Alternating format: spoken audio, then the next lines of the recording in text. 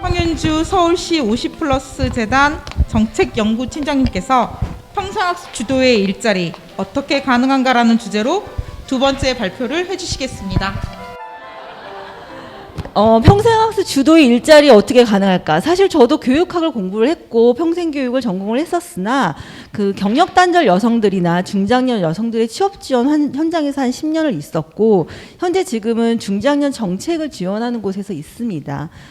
교육과 일자리가 사실은 뗄래야 뗄 수 없는 관계이기는 하나 과연 학습과 교육이 일자리를 창출하는 데 얼마나 역할을 할 수 있을까에 대한 고민은 늘 하고 있습니다. 교육이 어떤 기능적인 접근을 하는 수단으로 머물러 있는 것이 맞는 것인가? 아니면 배움과 학습이라는 동기의 충족을 시켜주는 목적 그 자체가 되는 것이 맞는 것인가에 대한 고민이 있었는데 어쨌든 저희는 공공기관에서 일자리나 어떤 목적을 달성하는 것에 대한 일을 하는 사람으로서 저는 오늘 이 자리를 빌어서 현장에서 어떻게 학습이 일자리를 촉진시키고 창출까지는 어렵지만 그렇게 성과를 내기 위해서는 우리가 어떤 식의 제도와 시스템 프로그램이 필요한가에 대한 말씀을 드리도록 하겠습니다. 네. 근데 사실은 평생학습, 그러니까 일자리 창출이라는 개념에서 일자리라는 생태계를 이해하지 못하고는 도저히 그 생리를 알 수 없을 거라고 생각을 하는데요. 제가 이제 중장년 정책에 있기 때문에 생애 설계가 왜 필요하냐라는 말씀을 드리는 이유는 아까도 말씀드렸지만 그 우리가 학습의 목적, 주체, 대상이 누구냐에 따라서 사실 굉장히 다르거든요. 그래서 저는 중장년을 대상으로 얘기를 하지만 지금 박동일 박사님이 말씀하셨던 것하고 굉장히 맞닿아 있어요. 또 이수 교수님이 모두 발언에서 우리가 지금은 업스킬과 리스킬이 되게 중요하다라는데 그것이 바로 중장년이나 아니면 경력단절 여성들 필요한 상황이기도 합니다. 시간이 없으니까 제가 여기서 초점을 하고 싶은 이야기는 교재도 썼지만 중장년들이 이 정책에 대해서 가장 필요로 하는 것은 소득을 지원해 달라. 노후 설계를 지원해 달라. 고용 지원 제도를 개선해 달라. 이런 이야기인데 그 맥락은 이 퇴직하고 일자리를 그만두고라도 계속해서 뭔가의 일을 하고 싶다. 근데 그 일을 하고 싶다라고 하는 목적은 생계나 경제적인 이유이기도 하지만 내가 살아있는 존재의 가치를 느끼고 싶다는 겁니다. 지역사회 안에 들어가서 내가 어떠한 일을 하는 인간이고 누군가를 위해서 뭔가를 하는 존재이다라는 것을 알고 싶기 때문에 사실 일자리에 대한 접근이 더 필요하다는 거죠. 그렇지만 현실은 어떠한가요? 중장년에 대한 취업 지원이나 고용노동부에서 취업 지원도 사실은 포기한 지 오래라고 저는 판단합니다. 왜냐하면 제가 1995년부터 고령자 취업 알선센터에서 일을 했었는데 그때 고령자는 55세부터였고 55세였어요. 근데 55세였었는데 그때 기억이 납니다. 57, 8세 어르신이 오셔서 취업할 때를 알려달라. 취업할 수 있는 노동 현장은 사실 없었어요. 노동시장. 기껏해야 경비직, 청소직, 주유소 알바. 그런데 지금 어떻습니까? 2022년 노동시장은 달라지지 않았어요. 그대로이죠. 심지어 좋은 경비직은 청년 아이들한테 사실은 청년들한테 오히려 오픈되어 있는 상황이고 일자리라는 것을 중장년과 청년이 지금 싸우고 있는 상태인 겁니다. 그래서 저희가 중장년의 정책을 하지만 일자리를 고민할 때 청년층과 겹치지 않거나 충돌하지 않거나 시장을 분리해서 접근을 해야 된다는 이야기를 계속했었고 그러다 보니까 답부터 말씀을 드리는 어떤 평생학습이라든지 교육과 뗄래야 뗄 수 없다라는 부분들은 발견하게 되었죠. 그래서 50+ 그러니까 중장년이 이제 50 이후에 마주하는 삶에서 직면하는 6가지 문제라는 게 아까 말씀드렸던 일과 관련이 있습니다. 나는 일을 하고 싶은데 반드시 생계만을 위한 것이 아니라 물론 돈을 버는 건 중요한 문제인 거고 경제적 활동에 대한 건 그냥 디폴트 값인 거죠. 돈을 벌고 싶지만 그냥 돈을 버는 게 아니라 정말 내 가치, 재능, 그다음에 정체성, 그다음에 일을 통해서 관계를 맺고 내가 소속감을 느끼고 싶어하는 것이 굉장히 커요. 그래서 중장년들한테 일이라는 것이 무엇입니까? 라고 물어보면 그냥 이것은 그냥 숨 쉬는 것과 같다. 존재의 이유다라고 말씀을 하시는 게 바로 그런 이유입니다. 그런데 저희가 평생학습과 일자리를 연결하려고 하면 그 일이 추구하는 것이 무엇이다라는 부분을 알아야 돼요. 이게 정말 경제적인 목적만을 위한 것이냐 아니면 아까 말한 대로 내가 내 삶을 위해서 아니면 나의 비전, 가치를 실현하기 위한 것이냐에 따라 다르거든요.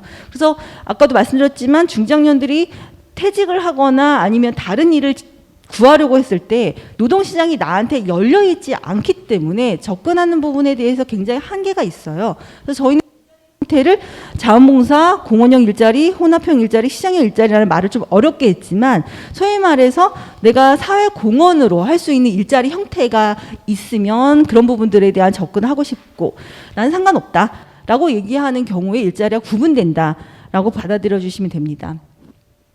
오늘 제가 약 15분간의 말씀을 드릴 거의 키포인트는 그냥 이 한 장표 한 장이에요. 보시면 이거는 뭐 청년들한테도 해당될 수 있고 경력 단절 여성들한테도 해당될 수 있는데 우리가 뭔가 일을 구하려고 했을 때 여기서 한 번이라도 일자리 지원센터나 고용노동부에 가보신 분이 계실지는 모르겠습니다만 대부분 구직 창구에 앉죠. 어떤 일을 하고 싶습니까? 상담을 받습니다. 그러면 상담을 통해서 이 사람은 바로 뭐 재능이 있거나 아니면 경력이 있거나 뭐 역량이 있어서 바로 노동시장에 재취업할 수 있어서 취업 지원을 받을 수 있지만 대부분의 사람들이 그렇지 못하죠.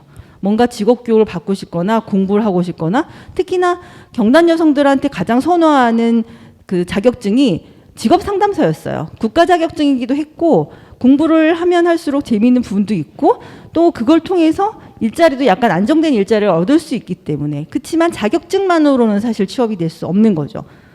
여기가 포인트입니다. 자격증만으로도 취업할 수 없는 건 누구나 다 마찬가지예요. 청년이나 장년이나 중장년이나. 근데 중장년은 더 심하죠. 내가 기존에 일을 해왔던 것들을 연결해서 일을 할 거면 상관이 없는데 새로운 일을 하고 싶다라고 했을 때 누가 써주겠습니까? 자격증 하나만으로.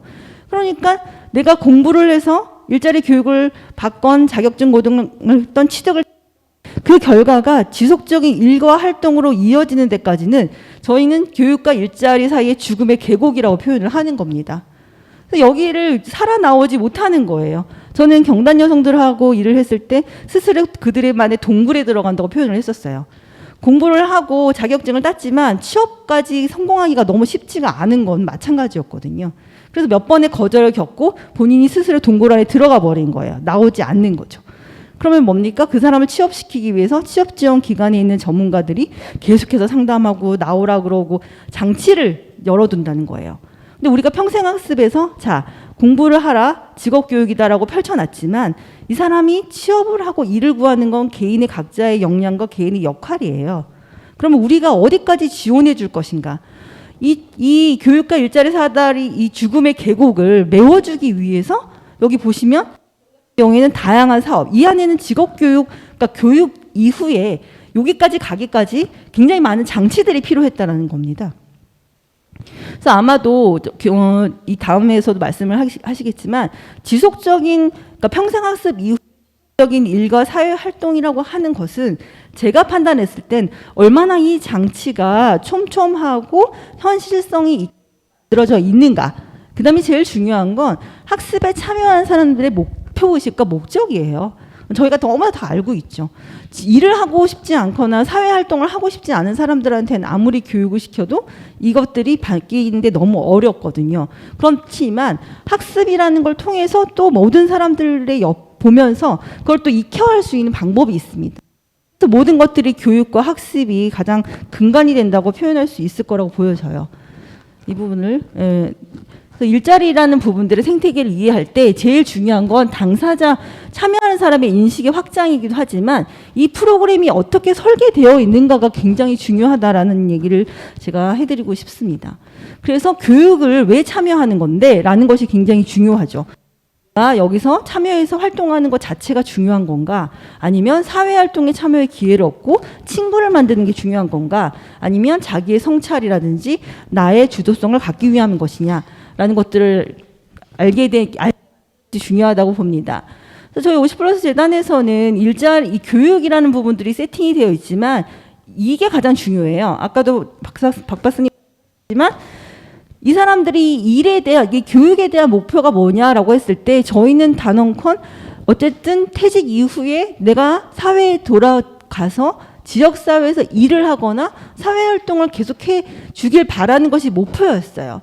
그러면 아, 나는 돈도 있고 퇴직연금을 받으니까 그렇게 심한 일을 하고 싶진 않고 그냥 등산이나 다니면서 내 건강을 유지를 할래라는 사람들조차도 그것도 1, 2년이고 3, 4년이다. 같이 어울려서 있으면서 내가 사회에 참여할 수 있는 것이 무엇이냐를 알게 하는 것이 교육의 1단계 자기 이해와 인식의 전환을 시키는 것으로 교육을 설계를 했습니다. 그래서 그 안에서 친구들을 만나서 활동을 하다 보면 아, 그러면 나는 뭐 내 시간을 쪼개서 좀 봉사활동을 시작해 볼게요 라고 이제 전환이 스스로 되는 부분들이 있는 거죠. 그러면 교육 수료 후에 사회공헌 활동이나 재취업 등 본인이 알아서 하는 부분들 아니면 저희가 좀 지원해주는 부분들이 다 함께 섞여서 이제 취업 지원이 되는 부분들이 있습니다. 그래서 이 교육 프로그램 자체가 수요를 기반으로 했느냐. 사실은 이 수요 기반에서 프로그램을 만들었다고 해서 그 사람들이 그 수업을 듣고 다 취업하는 건 아니에요. 말씀드렸듯이 일자리를 지원한다는 것은 쉬운 일이 아니기 때문에 개인의 역량하고도 관계가 있어서 그렇지만 교육 프로그램으로서 앞으로 이건 이제 코로나 이전의 일이긴 한데 여행이 이제 각광 받을 거니까 도시 민박에 대해서 빈집이 많을 거다. 아이들도 출가했고 이제 독립했으니까 내 집에 방 하나 두 개씩은 남을 테니까 그런 부분에 대해서 민박을 해보자라는 교육 과정을 이제 설계를 했었던 거죠. 의외로 몇 분이 성공하셨어요. 코로나 이전까지는. 그래서 수입을 좀 얻으셨고 근데 유망 직종이 도대체 무엇일까? 중장년들이 제일 좋아하는 게 여행이거든요. 근데 내가 나 혼자만의 여행을 즐기는 게 아니라 약간 여행 프로그래머가 돼서 좀 제공해주는 쪽으로 연결해보자라고 진행을 했었고, 저희가 올해는 그래서 대학이랑 연계해서 인덕 전문대랑 연계해서 여행 상품 기획자 과정을 진행을 한 적도 있어요. 그러니까 계획을 했어요. 그래서 내년에 교육 과정을 개설을 할 거예요. 근데 그 계획 과정 여행에 대한 유망 직종이고 분명히 일자리가 있다라는 수요가 파악이 되었고 교육을 통해서 내가 인턴으로 보낼 곳이 있다라고 인덕대에서도 얘기를 했기 때문에 교육과정으로 만들었거든요. 그래서 그렇게 목표가 분명히 있다. 그래서 일자리의 장을 확대한다라는 목표를 가지고 교육과정을 개설했고 교육과정 이후에 그러면 어떻게 했느냐. 이렇게 저희는 커뮤니티 활동을 만들었습니다. 평생교육 입장에서는 동아리랑 비슷하다고 보여지기도 해요. 그런데 학습 동아리니까 본인들이 원하는 대로 학습해라고 해서 끝내버리면 사실은 지속하기가 어려워요. 개인적인 이유가 왜 이렇게 많으신지 모임 하다가 안 나오시잖아요. 너무 바쁘시고 이제 중장년 이후부터는 삶이 그러니까. 그래서 커뮤니티라고 저희는 이제 이렇게 뭐랄까 프로그램을 만든 거죠. 너희가 3명 이상, 5명 이상이 만나서 무엇을 하겠다라고 신청을 써서 제출을 하면 그 활동의 계획이 얼마나 실천 가능한가를 판단해서 커뮤니티라는 걸 인정을 해주는 거예요. 그러면 그 인정돼 있는 커뮤니티가 시설도 이용하기도 하고 바깥에 활동하기도 하고 지금은 아니지만 초창기에는 지원금도 드렸었어요. 그렇게 해서 반드시 교육 이후에 그 교육 과정을 통해서 만나서 발전시키기를 원하는 것도 있고 일자리 때문에 우리가 모여서 스스로 공부를 하고 뭐 창업 창직을 해보겠다라고 하는 부분들도 저희가 심사를 해서 지원을 해드리니까 그게 가능했었습니다. 그래서 커뮤니티라는 것들을 만들었어요.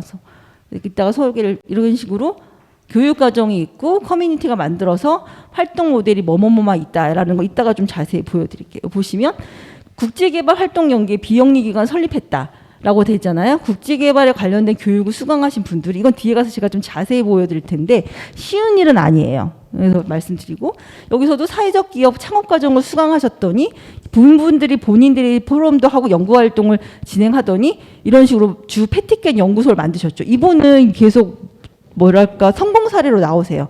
이 과정을 거쳐서 사회적 기업 창업 과정을 수강을 했고 사업적 기업 창업 모임을 결성을 해서 본인이 주식회사를 만드셔서 이제 워낙 반려동물 시장이 이제 넓어지니까 거기서 이제 똥봉투 약간 이런 부분들 발명하셔가지고 지금 굉장히 활동을 많이 하고 계시고요. 이제 캠퍼스에서는 이제 생태 수학 강사 과정을 수강한 사람들끼리 모여서 지역사회에서 수익 활동을 병행하고 계시거든요. 그러니까 우리가 만나는 게 되게 쉬운 일 같지만 이 만남을 지속하고 그게 일자로 연결되기까지는 사실 쉬운 일이 아니에요. 이런 일을 하려면 그 사업에 대한 이해가 있는 전문가와 지원금이 사실은 따라가서 연결을 해줘야 되는 부분들이 있다는 점을 말씀을 드립니다. 그래서 굉장히 다양한 활동들을 하죠. 근데 우리가 교육과정으로 이걸 다 개설하기가 너무 어렵거든요. 그리고 교육과정을 했다고 다 커뮤니티가 되는 건 아니에요. 그러니까 교육과정 설계부터 커뮤니티가 형성이 되고 지역사회에서 일을 하거나 활동을 할 수 있는 것들을 추려내는 역할이 굉장히 중요한 거죠. 더 나아가서는 지역사회에서 수요처를 발굴하는 일까지 연결이 되면 사실은 참여자가 지속 가능한 게 이어지는 게 더 쉬운 일이긴 합니다만, 그러기 위해서는 평생학습가가 그럼 어디까지의 업무를 해야 하는가에 대한 딜레마에 빠지기도 해요. 그런데 그런 여러 가지 그래서 사실은 커뮤니티라든지 민간의 그 협력을 통해서 저희 수료생들이 그 기관과 협의를 통해서 그 수료생들이 또 활동을 나가게 하는 장치들도 사실 만들어낼 수 있거든요. 그래서 공공기관에 있지만 우리가 모든 것을 우리가 다 하거나 우리가 해결해야 된다는 생각은 버려야 될 것 같습니다. 그래서 판만 끓여주면 사실은 할 수 있는 사람들이 역할을 하고 올 수 있다는 걸 보여드릴게요. 가자숲 주식회사라는 게 있는데 2017년도에 도시해설사 양성과정을 마쳤어요. 커뮤니티 활동을 거쳐서 회원 20명이 주식회사 설립을 한 거죠. 그래서 사업자들을 등록하고 말한 대로 숲해설가로서 활동을 하는 단초가 만들어져 있고, 여행 공감도 마찬가지고 에이지 솔루션도 마찬가지 그런 사례가 있어요. 아까 말씀드렸던 글로벌 라이프 사례는요, 보시면 수업을 분명히 들었습니다. 근데 어떤 의지가 있었냐면, 내가 퇴직을 했는데 해외 봉사를 하는 삶을 살겠다. 국내가 아니라 해외 봉사의 삶을 살겠다라고 해서 어디를 갈까라고 했는데, 코이카나 뭐 이런 데를 지원해 보면 나이가 많다고 자꾸 잘리고 어떤 특별한 기술이 없으면 어렵고 이제 이런 부분들이 있으니까 본인들이 결성을 한 거예요. 그래서 필리핀도 한번 가보고 캄보디아도 한번 가본 거예요. 근데 여기에는 이걸 인솔해주는 또 해외 그 봉사 전문가가 있었습니다. 그분이 이분들을 인솔하고 가르치면서 본인들이 그러면 어디서 자무사하는 게 좋을까라고 해서 캄보디아의 바탐방을 스스로 발견을 해내요. 물론 도움을 받았죠. 저희가 일절 개입하지 않았어요. 일절 개입하지 않고 그분들의 커뮤니티가 자생적으로 움직여서 캄보디아의 이제 뭐랄까 또아리를 틀게 되었고, 여기 보시면 2019년에 정말 파견을 시작을 했습니다. 한 5명이 단체로 가서 해외 봉사 활동을 하셨어요. 근데 이제 2020년에 코로나 때문에 돌아오셔서 이제 지금은 그럼 개별적으로 이제 봉사 활동을 해야겠다라고 되어 있는데, 굉장히 오래 걸렸죠. 2000부터 2018년을 거쳐서 사실은 2019년에 활동으로 이어진 거니까, 이런 식의 자생적인 활동을 하는 데는 사실은 시간이 오래 걸린다라는 말씀을 드릴 수 있겠습니다. 그러면 우리가 이런 공공기관으로서 어떤 역할을 해야 하는가에 대한 걸 잠깐 말씀을 드리면, 아까 그 박사님도 말씀하셨던 이 제3섹터, 기존의 노동시장으로 재진입하기가 너무 어렵기 때문에 협동조합이라든지 사회적 기업의 사실 도움과 협력과 형성은 저는 피해갈 수 없는 거라고 생각을 합니다. 그래서 사실은 중장년들이 퇴직을 하고 난 다음에 퇴직의 문을 100번을 이제 이력서를 써봤다가 떨어지는 현실에 마주해서, 그럼 내가 할 수 있는 걸 나 스스로 찾아야겠다 라고 해서 3355 모이게 되고, 아까 말씀드렸던 대로 모이게 되는 것을 커뮤니티라는 것을 매개로 만들어 드렸더니 친구들이라든지 동료랑 만들어서 협동조합을 만들고 사회적 기업을 형성하게 되는 거예요. 물론 거기서 비즈니스 모델로 발전을 시켜서 돈을 버는 데는 한 2, 3년의 세월이 또 걸립니다.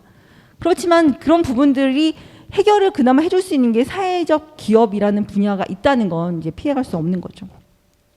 보람 일자리라든지 이런 여러 가지 커뮤니티, 이런 부분들이 아까 말씀드렸던 촘촘한 디딤돌과 관련이 돼 있고, 일자리 지원하는 것도 상담을 해요. 교육을 하고, 여기가 이제 일자리라는 성과라고 하면 요 가운데가 이제 촘촘한 매개인데, 그게 무엇이냐를 찾아야 되는 건 이제 부천시만의 숙제인 거죠. 부천시의 지역사회도 결국 부천시가 제일 많이 알 거라고 보여집니다. 그래서 뭐 다 이제 이건 아실 것 같고, 하나만 실례로 얘기를 들어보면, 한 은퇴자가 이제 저희 재단 캠퍼스의 수업을 듣고 이분이 60을 맞이해서 뭘 할까를 고민한 찰나였어요. 2017년에 저희 캠퍼스에 와서 서부 여행 기획자 과정을 들으신 거예요. 이거 여행이 내가 좋아하는 거니까 비즈니스 모델을 한번 가봐야겠네. 근데 전자출판 과정을 또 수업을 들으신 거죠. 이게 평생학습 아니겠습니까? 아, 나 혼자 출판 프로세스를 할 수 있겠구나. 사회적 기업가 과정, 아까 말씀드렸던 협동조합이나 사회적 기업을 위한 사회적 기업가 과정을 이제 수강을 하셨고, 기업의 사회적 가치를 확인하신 거예요. 그래서 이분이 이제 수업을 들을 때 여기 오셔서 커뮤니티를 결성을 했어요. 본인이 수업 결성을 해서 강의도 해보고, 자유여행에 대한 이런 사람들에게 출판에 대한 강의도 해보고 하다 보니까 자기의 핵심 역량이 나는 기업의 경험이 있고 외국어도 잘해. 그리고 나이는 60이지만 IT 기술도 충분히 따라갈 수 있어. 나는 여행의 경험이 많아. 라고 해서 본인이 인디라이프라는 회사를 만드셨어요. 1인 회사. 그래서 책도 지금 한 3권을 내셨고 친구들의 여행 기획도 같이 하시면서 이런 식의 사회활동과 조금의 일자리, 경제적인 것을 창출해내는 역할을 하고 있는 거죠. 그러면 이러한 여러 가지의 장치, 촘촘한 일자리를 통해서 결국은 교육 이후에 일자리의 성과를 어떻게 가져갈 것인가에 대한 숙제를 보여드릴 수 있을 것 같습니다. 이거 이렇게 커뮤니티도 이런 활동들을 다 만들었다라는 말씀을 드리는 거고요. 이런 촘촘한 일자리를 위해서 저희는 모델을 발굴하고 공통교육하고 매칭하고 인턴십하고 이런 것들을 다 했다라는 말씀을 드려요. 그래서 아까 처음에 보여드렸던 교육과 일자리 사이의 죽음을 메꾸기 위해서는 이런 여러 다양한 장치가 굉장히 꼼꼼하게 있어야 될 거다라는 말씀을 드리고, 실질적으로 노인교육 교육 지도사 양성과정 수료생들의 커뮤니티가 현재 무급에서 유급으로 전환해서 봉사활동이 일자리로 연결되었다. 사실 이런 일들이 너무 많다라는 말씀을 드립니다. 그래서 마무리로서 이렇지만 이게 말은 굉장히 쉬워 보이나 현장에서는 이 커뮤니티가 그럼 어떻게 계속 유지되게 할 것이고 사회공헌에 나갈 수 있는 필드는 무엇인가에 대한 끊임없는 고민과 어떤 프로세스와 프로그램을 만들어야 된다는 거죠. 교육만 만들고 학습만 한다고 절대로 되지 않거든요.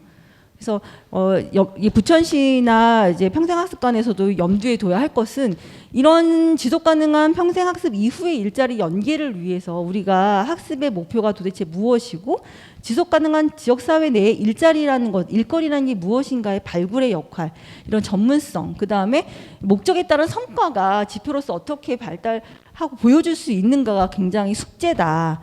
저는 현장에서 일을 한 사람으로서 이런 부분들이 되게 중요하다는 말씀을 드리면서 장시간 경청해 주셔서 감사드립니다. 시간을 많이 썼어요.